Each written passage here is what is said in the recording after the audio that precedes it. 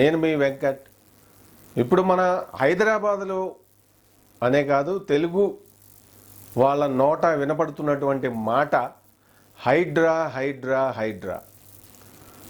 ముఖ్యంగా మరి గత నెల రోజుల కాలం నుంచి ఇప్పటికే దాదాపు 160 పైగా అక్రమ కట్టడాలను కూల్చివేయడం జరిగింది. మరి ముఖ్యమంత్రి రేవంత్ రెడ్డి గారు ప్రారంభించినటువంటి ఈ బృహత్ కార్యక్రమానికి ఇదేదో ఆరంభ శూరత్వమైనటువంటి పరిస్థితి మొదట్లో అనిపించింది. కానీ క్రమేపీ ఇది ఈ హైడ్రా చేస్తున్నటువంటి పనులకి ప్రజల నుంచి, నగర ప్రజలే కాదు మొత్తం, ఆ తర్వాత తెలంగాణ రాష్ట్ర ప్రజలే కాదు, తెలుగు రాష్ట్రాల ప్రజలు, అఫ్కోర్స్ ఇక్కడ కావాల్సింది ముఖ్యంగా తెలంగాణ రాష్ట్ర ప్రజల సహకారం, కానీ పక్క రాష్ట్ర ప్రభుత్వం కూడా మరి ఈ బృహత్ కార్యాన్ని అప్రిషియేట్ చేస్తూ వాళ్ళు కూడా ఈ దిశగా అక్కడ చేసే ప్రయత్నాలు చేస్తూ ఉన్నారు. ముఖ్యంగా అయితే ప్రజల నుంచి అద్భుతమైనటువంటి స్పందన వస్తూ ఉంది. నిజంగా ముఖ్యమంత్రి రేవంత్ రెడ్డి గారు మరి కృష్ణాష్టమి రోజు ఇస్కాన్ వాళ్ళ సభలో చెప్పినట్లుగా భగవద్గీతను అనుసరించి నేను పరిపాలన చేస్తున్నాను, శ్రీకృష్ణుడి బోధనలు అనుసరించి నేను చేస్తూ ఉన్నాను, నాకు ఎన్ని ఆటంకాలు ఎదురైనా సరే ఈ హైడ్రా ఇదిని నేను దిగ్విజయంగా చేస్తాను, మరి భవిష్యత్ తరాలకి అందమైన హైదరాబాద్ను అందించడమే ధ్యేయం, దానికి ప్రతి ఒక్కరూ సహకరించాలి, ఇది రాజకీయాలకు అతీతం అని చెప్పారు. నిజంగా మరి అది ఎన్ కన్వెన్షన్, మంచి పలుకుబడి ఉన్నటువంటి నాగార్జున గారు మరి ఆయన హైటెక్ సిటీలో తుమ్మిడి చెరువు దగ్గర చెరువును ఆనుకుని ఆయన ఎన్ కన్వెన్షన్ నిర్మాణం చేపట్టారు. ఎప్పుడో గతంలో అది ఒక బీఆర్ఎస్ ప్రభుత్వం ఉన్నప్పుడు ప్రారంభంలో అదొక హైలైట్ అయింది. తర్వాత ఏమైపోయిందో చప్పుడు లేదు. బీఆర్ఎస్ ప్రభుత్వంలో ఏమి చేయలేదు. ఆక్రమణలు అంతా కూడా 10 ఏళ్లలో మరి తెలంగాణ రాష్ట్రం అంతటా, హైదరాబాద్ నగరంలో అయితే ఎక్కడ ఒక చెరువు కనపడితే చాలా మహద్భాగ్యం అన్నట్లుగా తయారైంది. అది ఇంతింతాయి వడ్డింతాయి అన్నట్లు హైదరాబాద్ నగరానికి నీళ్లు అందించే గండిపేట చెరువు అలాగే ఉస్మాన్ సాగర్లో కూడా విస్తరించింది.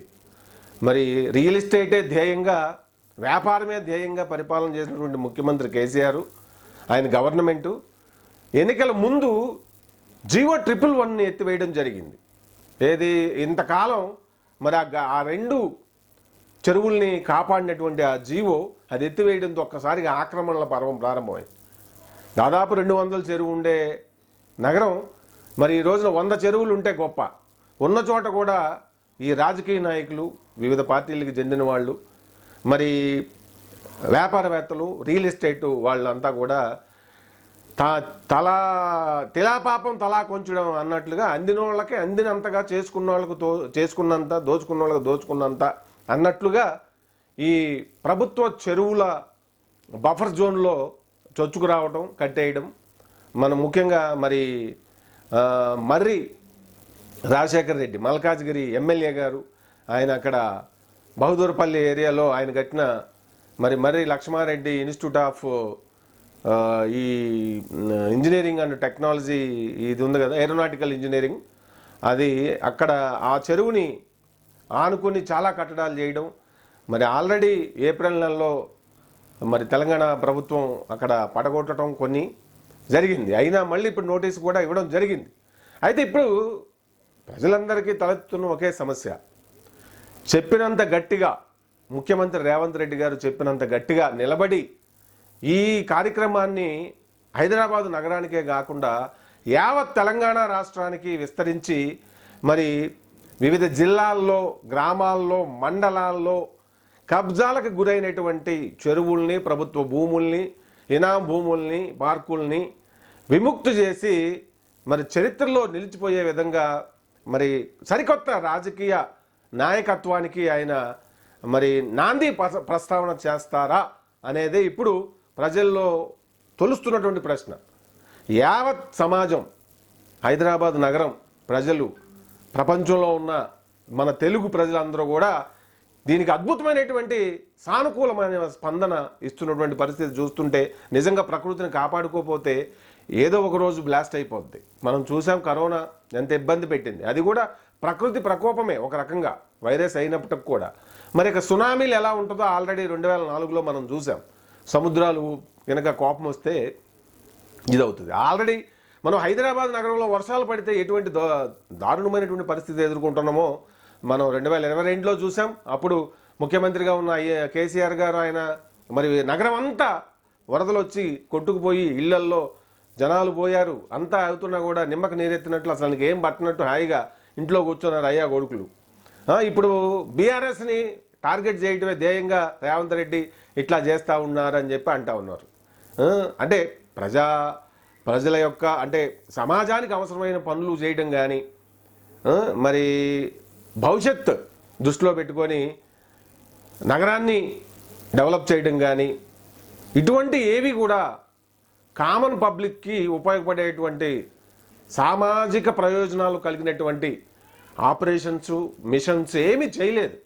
ఇప్పుడు చేస్తున్న ప్రభుత్వానికి ఏదో ఒక అవినీతి మరకో ఏదో ఒకటి అంటించి ఏదో రకంగా దాన్ని ఆపేయాలనే విధంగా కొంతమంది చేస్తున్న అటువంటి ఇదిని ప్రజలు హర్షించరు.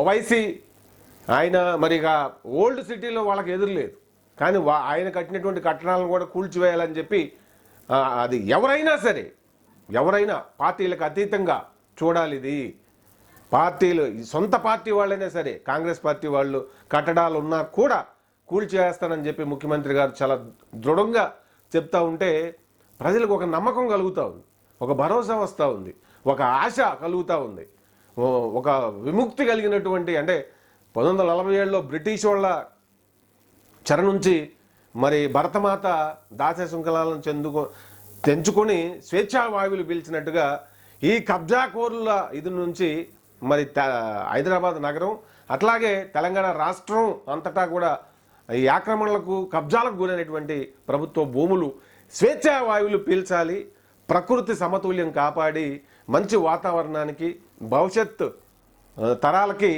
మరి ఇవి వాళ్ళకి అందించాల్సిన బాధ్యత ఉంది అని ఆయన పదే పదే చెప్పడాన్ని మరి తెలంగాణ సమాజం చాలా ఆసక్తిగా వింటున్నారు, చూస్తున్నారు. ఇది విజయవంతం కావాలని చెప్పి ప్రజలైతే ప్రార్థనలు కూడా చేస్తూ ఉన్నారు. ఎందుకంటే హైదరాబాద్ నగరం ఇప్పుడు ఒకప్పుడు మనకి సమైక్యాంధ్రలో హైదరాబాద్ నగరమే కాస్త కూల్గా ఉండేది, మంచి భౌగోళిక వాతావరణం కలిగినటువంటి నగరం.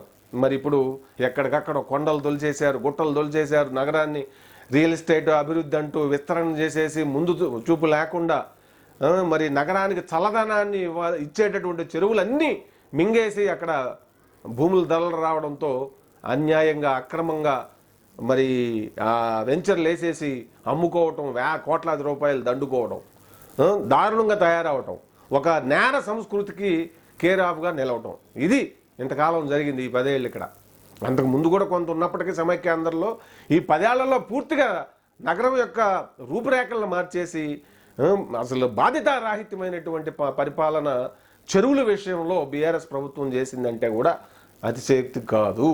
కాబట్టి ఇప్పుడు ఒకటే ప్రశ్న, మరి ఆయన సొంత తమ్ముడు ఎక్కడో ఇప్పుడు హైటెక్ సిటీ దుర్గాం చెరువు పరిసర ప్రాంతాల్లో అక్కడ తిరుపతి రెడ్డి గారిది ఒక కట్టడం ఉంది అని చెప్పి దుర్గాం చెరువు చుట్టూ కూడా మరి కట్టడాలు ఉన్నాయి. ఆ చెరువు చాలా పెద్ద చెరువు ఒకప్పుడు. మరి ఇప్పుడు రిక్రియేషన్ జోన్ అని సింపుల్గా అధికారంలో ఉన్న వాళ్ళని మ్యానిపులేట్ చేసేసి మరి వాళ్ళకు అనుకూలంగా మార్చుకొని అక్కడ కట్టడాలు చేశారు. వాటిని కూడా కూల్చాలి, ఈ ప్రజలంతా కోరుకుంటున్నది అదే. అలాగే ఇలా అక్రమార్కులకి మరి సొమ్ములు తీసుకొని అవినీతికి పాల్పడినటువంటి ఇరిగేషన్ డిపార్ట్మెంట్ వాళ్ళు ఎవరికైతే అట్లా పర్మిషన్స్ ఇచ్చారో ఆ టైంలో వాళ్ళను కూడా శిక్షించి వాళ్ళ దగ్గర నుంచి కూడా రికవరీ చేయాలని చెప్పి సమాజం కోరుకుంటుంది. మొత్తం మీద చరిత్రలో ఇప్పుడు మంచి పనులు చేసినప్పుడు ఎవరైనా పాలకులు చరిత్రలో నిలిచిపోతారు. మరి అశోకుడు గురించి మనం ఇప్పటికీ ఎందుకు చెప్పుకుంటున్నాం? అశోకుడు ఎప్పుడో క్రీస్తు పూర్వం పరిపాలన చేసిండు. ఆయన చేసిన మంచి పనులు ఏంటంటే చెట్లు, రోడ్లకు ఇరువైపులా చెట్లు నాటించడం అనే దాన్నే మనం వేల సంవత్సరాల నుంచి చెప్పుకుంటున్నాం. మరి ఎందుకు? ప్రకృతి బ్యాలెన్స్ అవ్వాలంటే, మనం మంచి గాలి పీల్చాలంటే మరి పచ్చదనం ఉండాలి. పచ్చదనం ఉండాలంటే జలం ఉండాలి. జలం ఉండాలంటే చెరువులు ఉండాలి. ఇప్పుడు అసలే కాంక్రీట్ జంగిల్ అయిపోయింది. సిటీ ఎటు చూసినా 30 కిలోమీటర్లలో విస్తరించి ఉంది, 30-40 కిలోమీటర్లు ఇంకా మరి విస్తరిస్తూ ఉంది.